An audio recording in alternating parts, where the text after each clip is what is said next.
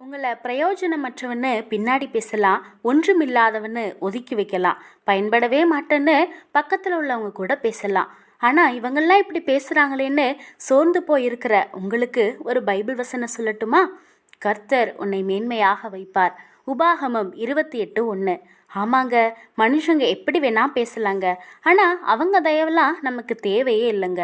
நம்ம ஏசப்பாவோட கிருபையும் தயவும் மட்டும் இருந்தாலே போதுமே, உயர்வு உங்களை தேடி வருங்க.